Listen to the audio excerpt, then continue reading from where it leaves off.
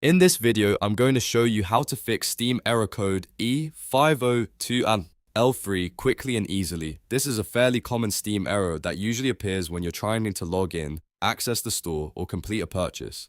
It can be frustrating, especially when you just want to download a game or continue playing. The good news is that in most cases, this error is temporary and can be fixed in just a few minutes. I'll walk you through the simple method that usually solves the problem right away. And if this video helps you out, make sure to hit the like button and subscribe to the channel for more simple tech tutorials just like this. Now let's go ahead and fix the Steam error code E502 L3. First, you need to completely close Steam. Sometimes this error appears because Steam processes are still running in the background and causing connection issues with the Steam servers. Simply clicking the X button does not always fully close the application, so we want to make sure it is completely shut down. Close the Steam window if it is currently open, and then wait about 2 to 3 minutes before reopening it.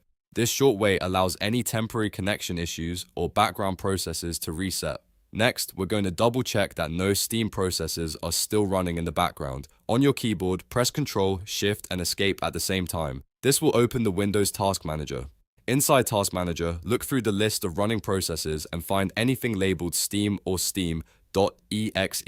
If you see any Steam processes still active, click on them and then press End Task. This will force Steam to fully close and clear any background activity that could be causing the error. Once you've ended any remaining Steam processes, go ahead and restart Steam normally. You can do this by opening it from your desktop shortcut Start menu, or taskbar. When Steam launches again, try the action that previously caused the error. For example, try logging into your account, opening the Steam store, or completing your purchase again. In many cases, simply restarting Steam and clearing those background processes resolves the E502 L3 error immediately.